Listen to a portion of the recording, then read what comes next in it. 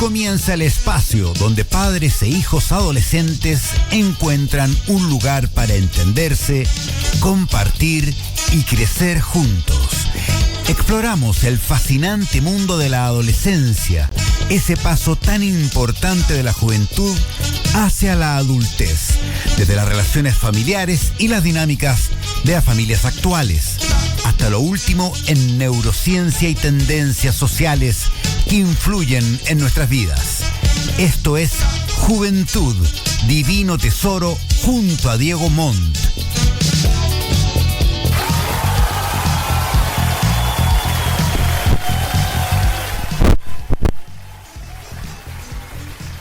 Buenas noches, ¿cómo están, auditores?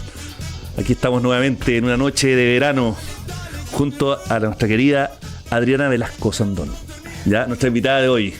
Ya, oye, cumplí con lo que me pidieron en otras sesiones, que invitaba a puros hombres, ya, así que ahora estoy invitando a... Es la segunda mujer, así que estoy logrando la paridad de género. Que me molestan aquí. No, aquí, bueno, hay una invitación acá. Mira, voy a hacer un poco una presentación formal, ¿ya? Adriana es psicóloga de la Católica, máster en matrimonio y familia, Universidad de Navarra, ¿ya? Estudios internacionales, por favor. Diplomada en el uso de TICs y recursos educativos, ¿ya? Así que viene por ahí la invitación. Pero siempre las familias son bienvenidas, porque le hablamos a quién, a los papás acá, a las familias, a los colegios, ¿ya? Y colabora en el área de psicología y de ambientes seguros en la red de colegios Regnum Christi. ¿Lo dije bien? Sí, muy bien. Ah, qué bueno. Si querís, coméntame algo de tu experiencia últimamente, que hayas estado metida, que estás estudiando. Cuéntame un poco más de ti. Hola, bueno, sí, yo siempre estudié psicología, siempre me fui por el área educacional. Después hice este magíster en matrimonio y familia, y a partir de eso también me dio mucha herramienta en el área de la orientación familiar.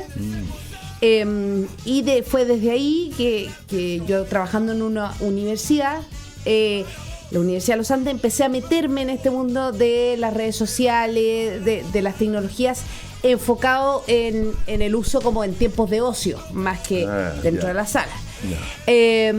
Y luego, o sea, como desde la familia, en el fondo, desde la casa. Familia, exacto. Ah, desde la casa, interesante. sí. Y el impacto en las dinámicas de la familia, etc. Qué buena.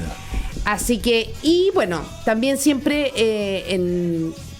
desde la universidad capacitando a profesores que querían ser orientadores en los colegios, y haciendo charlas en colegios. Y luego me metí de lleno a los colegios, trabajando primero en el fondo asesorando a colegios desde una universidad, y luego ya en la red propiamente tal. Siempre en el área de formación, es decir, convivencia escolar, proyecto educativo institucional, cómo bajamos el proyecto educativo a la vida del colegio, y ahora específicamente en los equipos de psicología y también con los equipos encargados de ambiente seguro. Excelente. Oye, Adriana, mira, nosotros venimos trabajando un montón de temáticas que están súper como en el mismo saco, podríamos decirlo, la misma constelación de temáticas. Ya empezamos con el bullying, después con discriminación escolar, siempre en el ambiente escolar, ojo, ¿ya? No en la sociedad en sí mismo, ¿ya? En el colegio, ¿ya? Después hablamos de todo lo que es el desarrollo socioemocional de los chicos. Y obviamente, entre más seguimos avanzando, más sale el tema familia, como gran tema, ¿ya? Entonces, qué bueno que hayas tenido la formación de la familia y después la hayas traído al colegio, ¿ya? Porque muchas veces pasa al revés, ¿ya? Que vienen de una formación del colegio y se quedan en el colegio, y la mayoría de especialistas que yo conozco del mundo de la convivencia son gente que son profesores o son del mundo de la escuela. Tú eres psicóloga, entonces es lindo eso de cómo puedes ayudar a la familia, ¿ya? Entonces, lo primero que te quería preguntar es que nos podrías contar un poco de las tecnologías y cómo las tecnologías impactan en la vida cotidiana, ¿ya? En la casa o en el colegio, ¿ya? Cuéntanos un poco de eso, ¿ya? Porque espérame, me fui muy rápido, me fui demasiado rápido. El tema de hoy día es el siguiente: es las amenazas de las tecnologías, ¿ya? De la comunicación y la información en el ambiente escolar y en el aprendizaje de los estudiantes, ¿ya? Ese es el tema. Pero yo, como siempre, soy un poquito disperso, voy muy rápido, pero quiero que nos metamos primero en la vida cotidiana, antes de meternos al ambiente escolar y los aprendizajes, que es más del orden de los pedagogos. ¿Ya? Metámonos un poco en la vida cotidiana de la casa y todo, y después nos metemos al colegio. Bueno, ¿en qué están hoy los jóvenes o qué ha pasado Así con es, las pantallas? eso es interesante, sí, sí. Entonces, En la vida cotidiana, en la vida casa, cotidiana. con los papás. Cuéntanos un poco de eso. Bueno, podemos decir que, ya sabemos, ¿no es cierto? Hace ya más de 15 años, quizás podríamos decir, estamos en la era digital, ¿no? Si antes los computadores uno los tenía, era de escritorio, uno estaba en su casa, en una pieza y ahí se tenía que conectar, además con cable. Hoy día eso ya no es así. El computador va a todos lados y además tenemos el celular, que es como un computador. Y por lo tanto, también en la pandemia se vio con más fuerza como en el mismo hogar, ¿no es cierto? Tenemos de todo, ¿no? El papá puede estar trabajando, el hijo puede estar en clases online, pero después se puede estar jugando videojuegos en línea, otro hermano puede estar viendo televisión, otro puede estar haciendo un negocio, o sea, el mundo se nos vino hacia adentro de las casas. Y esto ha creado lenguajes también, y ha modificado el lenguaje. Entonces hoy día los niños y los jóvenes, ya hemos visto hace un tiempo ya cómo los textos se han ido reduciendo cada vez más, ¿no es cierto? Pasamos por los Twitter, que estuvo muy de moda, ¿no es cierto? El tweet, y que tenía un cierto número de caracteres, y por lo tanto los jóvenes y los niños se fueron acostumbrando a este lenguaje breve. Y hoy día ya no es tanto lo escrito, sino que hoy día los jóvenes se comunican a través de imágenes. Por ejemplo, en el WhatsApp, los stickers, ¿ya? Los memes, exactamente. También las fotos que desaparecen, que se ven una vez y después no se ven más. Hoy día, además, incluso los niños más que WhatsApp usan mucho el chat de Instagram. Y por lo tanto, si uno piensa lo que uno le cuesta, por ejemplo, o sea, uno para conectar con un otro es más fácil verlo, ver sus caras, ver lo que dice. Si ya con lo escrito nos costaba eso, porque eso era por escrito, hoy día con las imágenes es más difícil. O sea, interpretar una imagen no es tan fácil. Entonces, los niños han ido desarrollando esa capacidad, pero se presta obviamente para malos entendidos y como para una, lamentablemente, como pobreza en ese sentido del lenguaje. Pobreza lingüística, en el fondo, principalmente. Claro, pobreza lingüística. Ya, pero me imagino que aparte de la pobreza lingüística también una pobreza social, porque finalmente también, en el fondo, cuando nos vamos a las redes, nos vamos al mundo digital, perdemos la conectividad del tocar, del mirarte ojo a ojo. Entonces eso también va generando como, aparte de lo lingüístico, lo social. Entonces, bueno, además no hay nada más social que lo lingüístico. Entonces claro. Me imagino que es un tema también recursivo, pero es verdad. Cuéntanos un poco qué ha ido pasando con lo social, ¿ya? Después de la pandemia y la tecnología. Mira, con lo social, a ver, se ha dado esta paradoja, ¿no es cierto?, de que nos comunicamos, pero estamos realmente comunicándonos. Hoy día, si está como la pregunta, si la tecnología permite socializar o no, o ha aumentado la socialización, podríamos decir que sí y no, ¿no? Porque durante la pandemia, por ejemplo, fue un gran recurso las tecnologías, ¿no es cierto?, el Zoom, Teams, para poder hablar, no solo para las clases, que eran muy importantes, sino para el bienestar socioemocional de los niños, el que necesitaban ver a sus abuelos, ¿no es cierto?, conversar con sus amigos, celebrar cumpleaños por Zoom.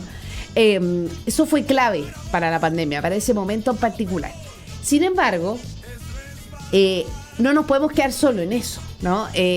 Muchos niños les acomodó este sistema y por lo tanto, niños que a lo mejor les cuesta más socializar, o que están pasando por una etapa en su pubertad o adolescencia que por definición es más irse hacia adentro, pueden abusar de este recurso y por lo tanto efectivamente comunicarse menos, ya sea con sus papás o con sus pares, y tener además esa sensación de falsa seguridad o de falsa comunicación con aquel que está al otro lado de la pantalla y que yo creo que a lo mejor es mi amigo y en realidad no lo es, ¿no? Temazo, porque finalmente hay una confusión. O sea, hay una confusión. Yo creo que a mí me pasa mucho que yo trabajo con chicos, de repente me dicen, no, yo tengo 8 amigos. Ah, interesante. ¿Y dónde se juntan? No, tarreamos, nos juntamos, hacemos juegos en línea. ¿Y lo has visto una vez? No, lo he visto creo que 2 veces en 2 años. Claro. Esto sí, wow. o sea, los amigos digitales. Entonces decimos, ok, no estamos diciendo que no son sus amigos, pero les falta como la amistad, la historia. O sea, yo no soy solo una imagen, soy un cuerpo. Exacto. Entonces el cuerpo también es fundamental dentro de la relación. Entonces, y ahí yo creo que también viene otro ejercicio, en el fondo de qué ocurrió a la vuelta. O sea, de cómo perdimos, también lo hablamos en la sesión anterior, cómo perdimos habilidades sociales, ya cara a cara principalmente, cuando entramos a la educación nuevamente, cuando entramos a la normalidad, que todos hablan de la normalidad, pero muchas veces dijeron, oye, pero si ya no son los mismos. Claro. ¿Cómo veis tú eso? ¿En el fondo ya no son los mismos o podemos llegar a la misma interacción social de antes? No, efectivamente, y esto tanto desde la literatura como lo que dieron las investigaciones, como lo que yo observo el día a día, volvimos de la pandemia y, o sea, la cantidad de peticiones que me llegaban a mí de qué hacemos, ¿no? Porque ¿qué pasó? Efectivamente irrumpió la tecnología con más fuerza, ya estaba, pero con más fuerza nos dimos cuenta de que podíamos hacer, trabajar desde la casa, como decíamos, ¿no es cierto?, tener reuniones en línea, etcétera. Y volvemos a la normalidad, al colegio, además con niños que ya no tenían los mismos hábitos de antes, que no todas las familias tienen los hábitos tan marcados. Bueno, en sectores más vulnerables, lamentablemente, mucha violencia también. O sea, pasa en todos lados, ¿no? Pero, o hacinamiento. Y volvemos de la pandemia y ¿qué dicen también los estudios? Que se generó mucha ansiedad, también estados de depresión. Lamentablemente tuvimos casos de suicidio, ¿no es cierto? Confusiones, niños con confusión también de identidad, que uno puede decir ya es otro tema, pero se mezcla con esta como alteración, por decirlo así, de decir, uy, yo estuve acostumbrado a mi nicho, a mi orden, a yo conectarme con quien quisiera y ahora vuelvo a esta como normalidad.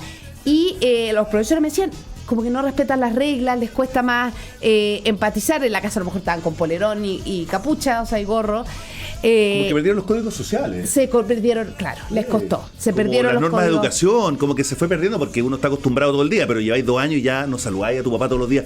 Papá, ¿cómo van a decir? Exacto. Y se perdieron y se crearon otros códigos sociales, que eso también es muy importante, porque se generaron códigos sociales en línea y es ahí donde surge esto de las imágenes, también los videojuegos, que en los niños, especialmente en los hombres, es más notorio, o sea, les gusta más, está estudiado también. El niño juega Roblox, Fortnite y está chateando con el amigo y se ponen de acuerdo y compran pizza y qué sé yo. Todo pasa ahí. Todo pasa ahí. Entonces, efectivamente se perdieron ciertos códigos sociales y se generaron otros. Y yo creo que hay que sacarle provecho, o sea, en el sentido de, por supuesto, recuperar aquello que se perdió, pero también ser consciente de que a lo mejor sí cambiaron los niños y tomar eso y querer eso. O sea, querer a los niños hoy como son, con esa creatividad que a lo mejor se desarrolló. Y por supuesto guiarlos, eso sí, fundamental, en el uso adecuado de las pantallas. Y lo otro es que efectivamente hoy día hay que intencionar cosas que antes se daban naturalmente. Sin duda. Y aquí como anécdota, esto fue antes de la pandemia, un día yo fui a cuidar a mis sobrinos y eran chiquititos. Y me piden ir al supermercado. Pero, ¿estamos hablando qué edad? Para que, o sea, no tan chicos. Estamos hablando de 7, 8, 5. Son 3. Y estaban emocionadísimos. Lo único que querían era ir al supermercado. Y uno dice, pero ya, cuando uno no le gustaba tanto. Sí. Entonces me dice, sí, por favor. Ok, fuimos y por supuesto uno quería un juguete. Yo le decía que no, se ponía a llorar. Tuvimos que hacer la fila. Y claro, el mayor me dijo, es que desde que mi mamá conoció Corner Shop, nunca más fue al supermercado. Temazo. Y en realidad, claro, cuando uno era chico y iba al supermercado, suena como anécdota, pero en realidad uno tenía que hacer la fila, tolerar la frustración que tu mamá no te comprara todo, saludar al cajero. Y por lo tanto, esas cosas que hoy no se dan de natural, o que es más cómodo comprar online, quizás hay que ir de repente al supermercado con los niños. Casi como que hacer un trabajo de terreno. Así exactamente, un trabajo de terreno. Impresionante, ¿eh? Lo que antes era normal, ahora hay que hacerlo como fuera como un trabajo. Un proyecto, como un proyecto de trabajo. Y lo vemos en los colegios también, como los recreos hoy día y eso fue mucho después de la pandemia y sobre todo cuando llegaron los celulares al colegio, que había que intencionar actividades en los recreos, porque si no los niños se quedaban en las pantallas. Impresionante. Cuéntame un poco de eso, qué interesante. ¿Cómo intencionaban? ¿Qué tipo de acciones hacían?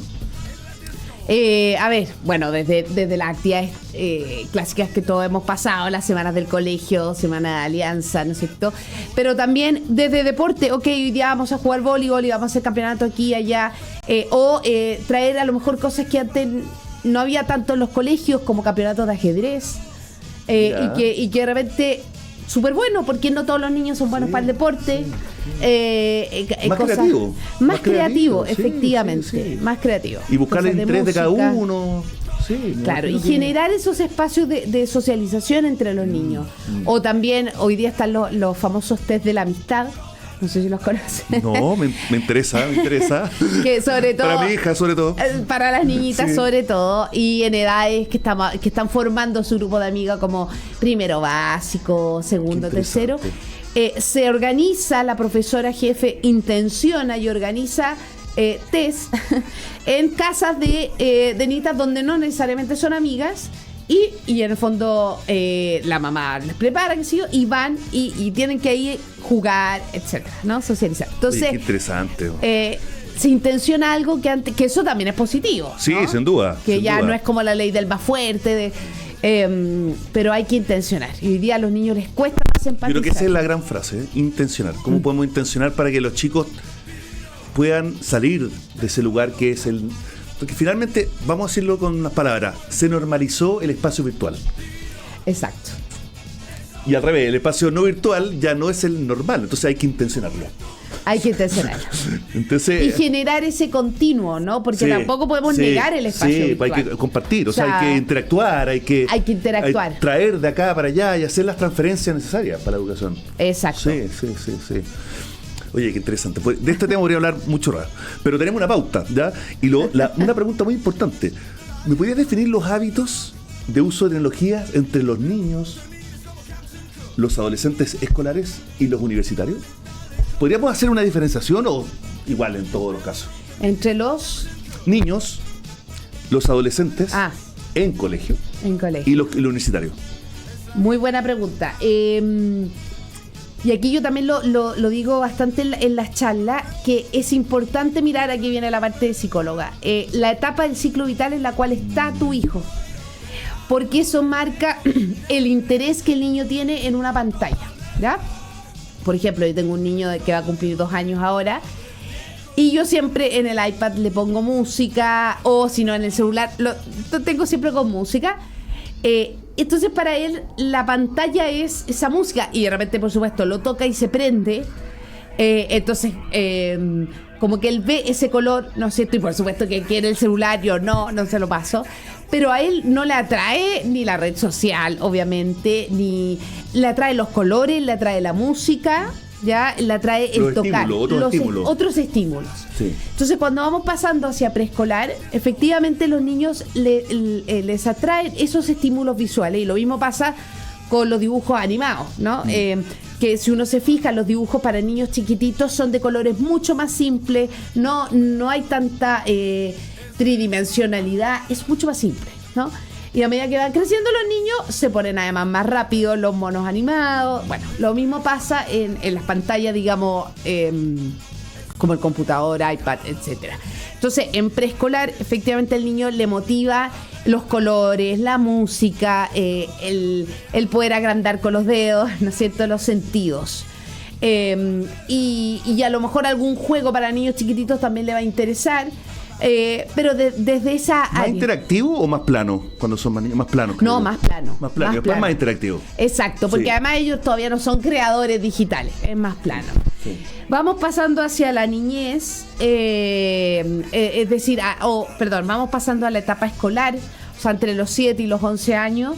Y ahí los niños ya se van moviendo más. Además, pasamos a la etapa en que quieren desafíos, en que quieren, saben que pueden lograr hacer las tareas, ¿no es cierto? Entonces ese sentimiento como de competencia y de logro, competencia en el sentido de logro, ¿no? Y ahí entonces empieza el interés por las pantallas desde otro lado, desde efectivamente los juegos, por ejemplo, ¿no? En los videojuegos, como que la edad promedio, o sea, como son de los juego 11 a años. logro.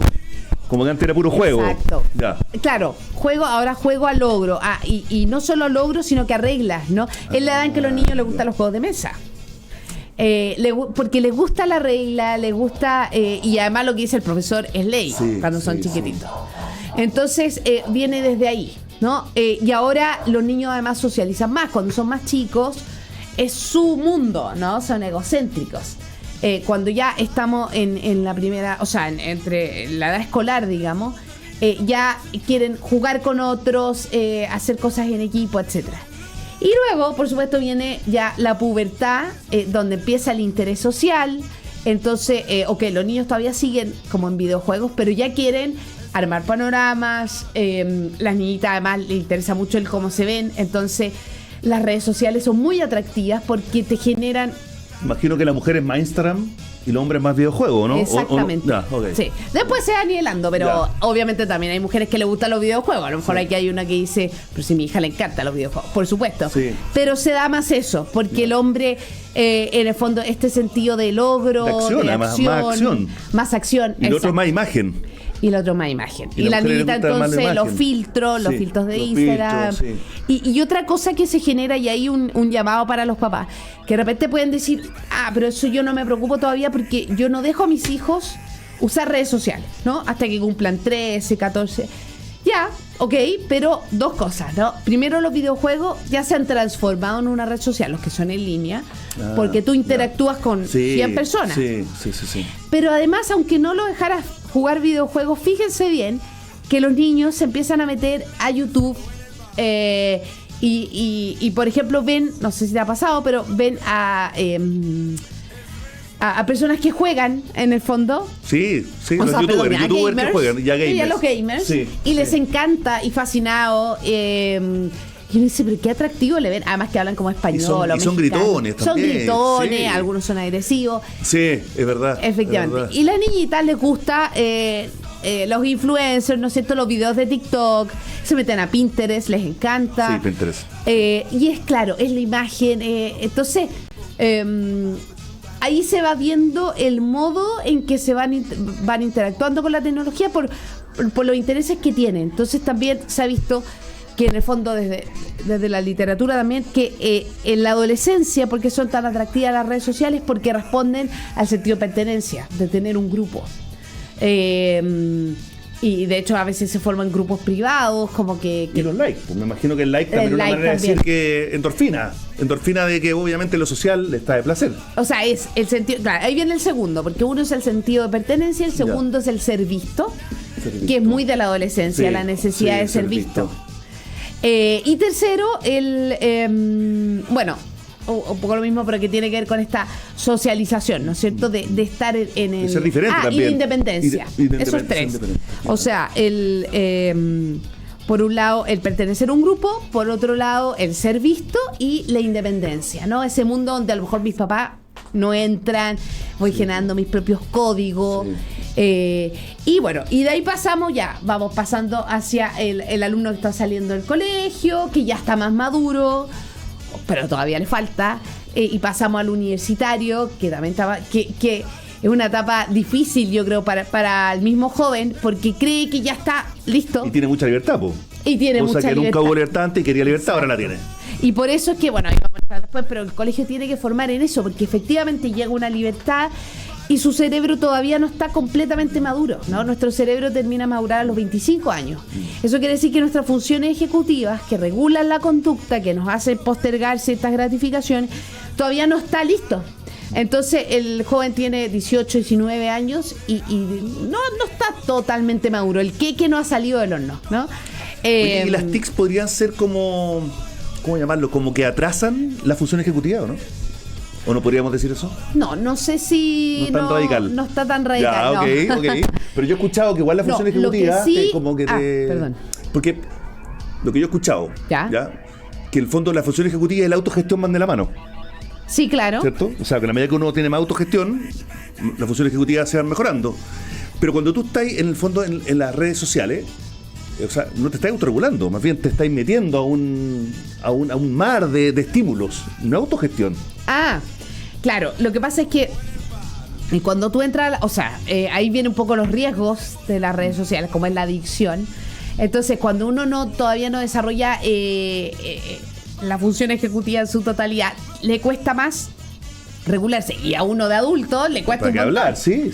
Y efectivamente un adulto también se puede volver adicto. Y el cansancio, y estar... Y el cansancio. Dormir poco, tener malos hábitos de dormir, de comer. Claro, entonces eso sí puede alterar, claro, en ese sentido puede alterar como la función ejecutiva, porque de hecho está visto también que hoy día los niños aprenden diferente, por ejemplo, a través de las tecnologías, porque el cerebro ha ido modificando, y esto mismo de la empatía, también el cerebro ha ido modificándose, porque se tiene que adaptar a esta nueva manera de empatizar o etcétera. Entonces, bueno, si nos vamos a un extremo, por ejemplo, de un cerebro adicto, claro, efectivamente ya hay funciones, ya hay conexiones que ya no están, ¿no? Y se empieza como a atrofiar. Pero eso no quiere decir que si yo juego un rato y soy capaz de desconectarme, el cerebro cambió. Sí, o sea, sí. No. Lo que pasa es que también tiene que ver con que como el cerebro está haciendo el apagado neuronal, claro, lo que está pasando es que se está como procesando el cerebro. Exacto. Entonces tú le agregas y además todos los estímulos, queda más colapsado. Entonces le estáis dando más energía al tema de las redes sociales que a otros. Claro, otras habilidades, como a otras el shot de empresas. dopamina que se habla, El shot ¿no? de dopamina. El shot de dopamina, claro. ¿Cachai? Y la dopamina te puede generar que en el fondo los estímulos emocionales sean más rápidos, más fuertes, te estresa más y te cuesta más social, te cuesta más concentrarte, te cuesta más estar sentado, leer. Claro. Entonces también te afecta todo lo que es, por llamarlo como las competencias académicas. ¿Ya? Sí, por supuesto. Bueno, oye, Hatch, no sé si estamos con la música porque ya... ¿Sí? ¿Vamos? Ya, vamos. ¿Qué viene de música? ¿Qué presento hoy día? No escuché. Vamos con Pearl Jam. Eso, bien. Eso, Algo del Pearl Jam. The Evolution. Ya, es un temazo este. Ya, así que... Después vamos a seguir conversando, así que no ha terminado. Así que tranquila, hay mucho más por hablar, mucho más. Vamos. Divino Tesoro.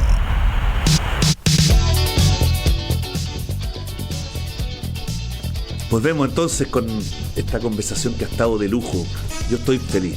Yo sí. En las otras conversaciones creí que sabía, ahora no sé nada. No. Aquí sí que no sé nada. Oye, Adriana, mira, hay otro tema que ya lo abordamos. En el fondo, estuvimos hablando recién de que cómo las TICs podían afectar a la función ejecutiva. ¿Ya? Ahora nos vamos a poner más específicos. Cómo las tecnologías y las redes sociales y todo pueden afectar a los resultados académicos de los estudiantes. ¿Ya? Y eso es un temazo, porque afecta en la casa y también afecta en los estudios. Afecta en los estudios de la casa y afecta en el colegio. Entonces, cuéntanos un poco de eso. Exacto. Y afecta a la universidad también. Bueno, voy a hablar cuando hay libertad, más todavía. Sí. Sí, yo primero me gustaría distinguir entre el uso de las TICs con fines pedagógicos ya, y educativos, y el uso de las TICs con fines recreativos. Temazo, muy distinto. Es muy distinto y que en la pandemia todo se mezcló, ¿no? Entonces pasaba que en la pandemia, de hecho, muchos papás como que alegaban y decían, no, es que mi hijo ahora está adicto a la pantalla y no sale, entonces por favor no nos den. Era todo un tira y afloja de cuántas clases dar. Pero la verdad es que si uno se ponía a observar, y los profesores, además, los colegios, sacó el sombrero porque fue una gran tarea el cómo hacerlo, fueron aprendiendo. Pero en general se tendió a hacer clases de 45 minutos, ¿ya? O incluso menos, más cortas de repente que lo presencial, con un fin pedagógico establecido, con una intencionalidad pedagógica estratificada, o sea, con actividades, ¿no es cierto?, diversificado, y además con un profesor que está ahí y que pone un inicio, pone un fin. Y yo siempre digo, yo no conozco ni un niño que se hizo adicto a las clases online. El problema es que mientras se metía a esta clase online, la tentación era muy grande. Entonces yo me podía meter a otra página, o quizás terminaba la clase y me metía, ¿no es cierto?, a YouTube, da lo mismo, TikTok, videojuegos, y ahí me quedaba, ¿ya? Entonces, el problema es que como efectivamente en un mismo aparato tengo ese acceso, ahí está la dificultad, ¿no?, de que el niño realmente esté en esa actividad con un fin pedagógico y no se vaya a otra cosa. Perdona, es que Entonces, finalmente, perdona que te sí. interrumpa, es que finalmente es como una lucha por la atención. Exactamente. O sea, ¿cuál es la atención? ¿Quién gana? Los sentidos, el sentido de escucha, lo visual, el contenido, el texto. Entonces ahí tenéis todo un cuento. Todo un cuento, efectivamente. Sí. Y en ese sentido, las TICs, o sea, las tecnologías de la información, las nuevas tecnologías en un ámbito pedagógico, han servido mucho en el sentido de que cuando los profesores utilizan, ¿en qué sentido?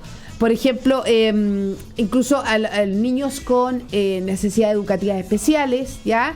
A veces una tablet le puede ser de mucha ayuda, ¿ya? Si alguien que tiene dificultades en su motricidad. Sí, completamente. Pero el problema es que no hemos logrado todavía la fórmula para que eso no conlleve los riesgos como asociados, ¿no? Y que tienen que ver con los otros usos y los usos más recreativos que le damos al celular. Entonces, o a las pantallas en general, ¿no?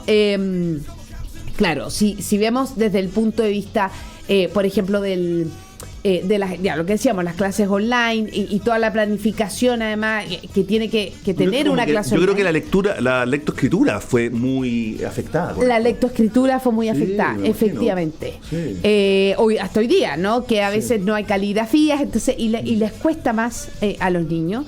Y por lo tanto el profesor está continuamente peleando con esta atención, ¿no? Entonces, si bien, por ejemplo, hoy día que está la inteligencia artificial, que está en boga, claro, ya no solo tenemos que competir con el celular o con las redes sociales, además está ChatGPT, Copilot, y que los mismos profesores lo están usando. Y ahí el desafío es, bueno, ¿cómo enseñamos a usar bien esta herramienta? Porque esta herramienta ya está y puede hacer, en la inteligencia artificial todo está como en la instrucción que yo le doy al aparato, ¿no? Sí. Y esa instrucción requiere un esfuerzo cognitivo, efectivamente. Sí, o sea, el hacer eso es algo positivo, ¿no? Pero entonces el profesor ha tenido que cambiar toda su estrategia y sus formas de evaluar, de manera que ChatGPT no haga la pega, por decirlo coloquialmente. Y lo otro que también creo yo que, aparte de la lectoescritura, yo creo que hay un tema relacionado con el racionamiento. Claro. ¿Ya? Yo creo que el racionamiento, la resolución de problemas, todo eso como que también ha sido... queda como rezagado con esto de la sobreestimulación y la interacción con aparatos. O sea, si pudiéramos usar bien la tecnología, volviendo a la inteligencia artificial, por ejemplo, y supiéramos que, repito, no tengo la fórmula, pero de hacer que los niños efectivamente desarrollen una buena instrucción y además sean capaces, no solo eso, sino que ChatGPT te da una información, pero yo tengo que ver si está bien o no. Está bien formulada la pregunta. Si está bien formulada la pregunta, si es correcto. Entonces, claro, si lográramos como especializarnos y por lo tanto hacer una buena actividad con eso, podemos sí ir logrando un objetivo pedagógico. Pero cuando no pasa eso, que es la gran mayoría de las veces, efectivamente, como dices tú, el razonamiento también como que se ve afectado, ¿no? Pero bueno, el gran tema hoy día es, o sea, y ahí también los colegios han tenido que pensar muy bien qué acceso se da, ¿no es cierto?, en las redes, o sea, en la red que tiene el colegio, pero qué acceso otorga, ¿no? Y que hoy día es un tema porque si un niño trae un celular de la casa, no importa si la red del colegio tiene un filtro, porque el celular tiene su propia red. Entonces, eso es lo que hay que ir regulando. Oye, Adriana, ¿y qué está haciendo los colegios? ¿Cuál es como, hay algún programa, hay algún tipo de estrategia que se esté llevando a cabo y que esté funcionando bien? Y se está usando bien la tecnología, disminuyendo las amenazas y ocupando más las virtudes de la tecnología. Sí, a ver, hay como criterios más internacionales que uno puede usar para ser también un buen ciudadano digital y desarrollar las competencias digitales. Por ejemplo, hay unos estándares que se llaman estándares ISTE y que hay tanto para alumnos como para el profesor y que tiene que ver con ser como una persona que tiene un uso inteligente de las tecnologías, que en el fondo sabe discriminar la información real de la que no es, que además se comporta como un ciudadano digital, es decir, que desarrolla las virtudes, ya, pero que también tanto el profesor como los niños son capaces de, por ejemplo, realizar tareas y desarrollar proyectos creativos con la tecnología, ¿no? Y eso los puede ayudar. Un usuario pasivo no es lo mismo que un creador. No es lo mismo. Entonces el creador siempre va más allá. Entonces creo que también es una buena... Exacto. Sí, y por ejemplo, hace una semana me tocó ver algo muy genial. En un curso de segundo básico que daban una, como se llama clase pública, como una exposición a los papás. Y era sobre los pueblos precolombinos. Y los profesores desarrollaron una actividad en que los niños aparecían como en un contexto precolombino, en un contexto virtual. Imágenes, ¿no es cierto? Que en el fondo superposa, estaba la imagen del pueblo precolombino y aparecen ellos como en la película, ¿no? Y aparecen hablando y tienen que contar y crean todo un diálogo. Personificados. Personificados, efectivamente, como si estuvieran en una película. Yeah. Y ese uso fue genial, ¿no? Porque es como que uno, no sé, tuviera que hablar de los astronautas y estuviera en la luna y como que... Estaba imaginándome y de repente volví a la Tierra. Entonces, pero entonces eso ayuda. Yeah. También hay salas como de tecnología, sala de STEAM, y las metodologías activas hoy día... que en el fondo hacen que el niño, ¿no es cierto?, como que primero elabore y luego que en el fondo no sea pasivo en clases, ¿no? Sí.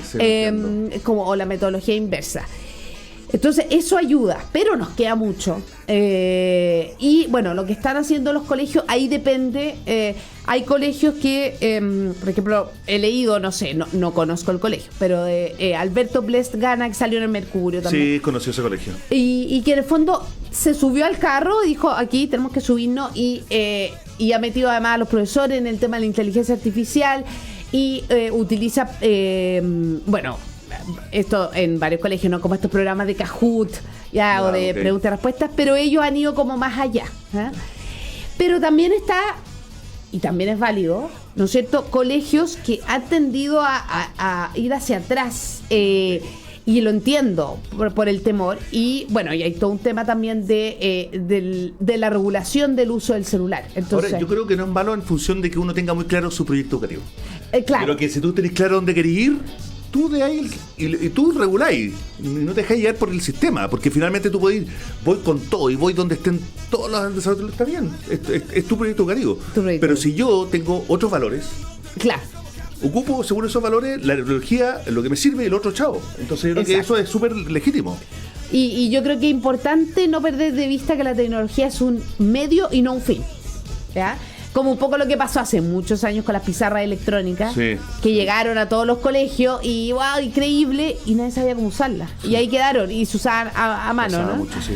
Entonces, lo mismo pasa acá, o sea, la tecnología fantástico, ChatGPT increíble, Copilot, pero ¿para qué lo voy a usar? ¿No? Y si voy a usar unas pantallas, sea iPad, ¿no es cierto? O el colegio o un profesor que quiere usar un celular para algo específico, primero planificar muy bien la actividad, pero después preguntarse, ¿realmente necesito este elemento, este dispositivo, o es porque está en boga? Está en ¿no? boga, sí.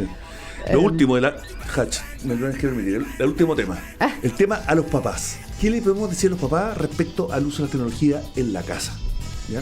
¿Cómo podemos ayudarlos, orientarlos? Porque yo creo que los papás realmente se pierden. ¿Ya? De repente el colegio, conversan, se ponen de acuerdo, reflexionan, pero el papá está en el día a día en el modo automático y de repente viene la tecnología y no saben cómo administrarla. Entonces, no sé si hay orientaciones como papás que les pueden servir.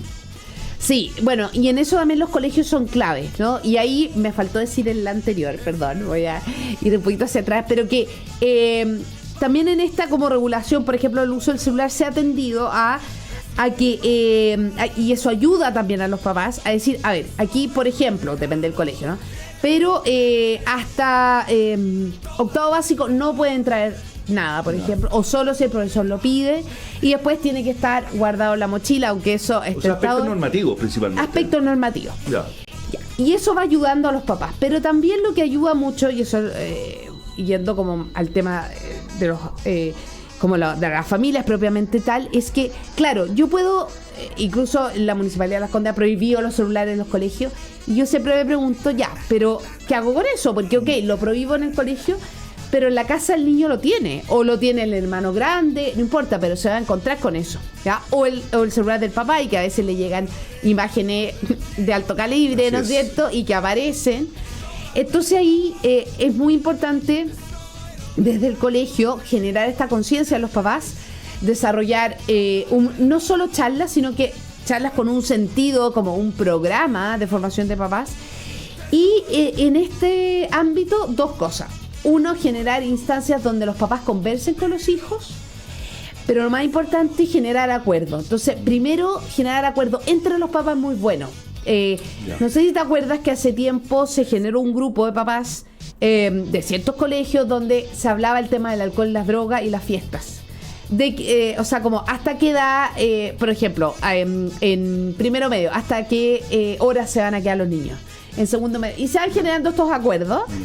Y eso ayuda mucho, porque a veces efectivamente hay familias que están más perdidas que otras, por decirlo así, y no de mala voluntad. Todos queremos lo mejor para nuestros hijos. Totalmente. Buenas prácticas.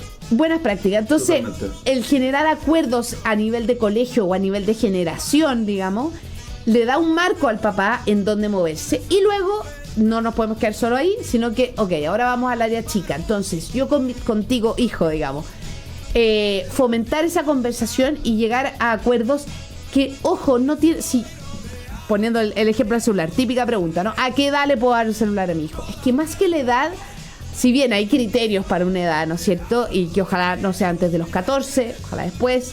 Eso se ve también en la Asociación de Pediatría, lo ponen. Pero más allá de eso es como mi hijo de partida. A lo mejor mi hijo mayor sí estaba preparado y este no. Vamos a esperar. Ah, perdón. Ya. Oye, bueno, yo le quiero dar las gracias a Adriana. Ah. Porque se la jugó, y está embarazada incluso. Está embarazada y vino corriendo. Así que muchas gracias y estamos terminando. Gracias, Adriana. Un abrazo. Chao. Esto fue Juventud, Divino Tesoro, junto a Diego Montt.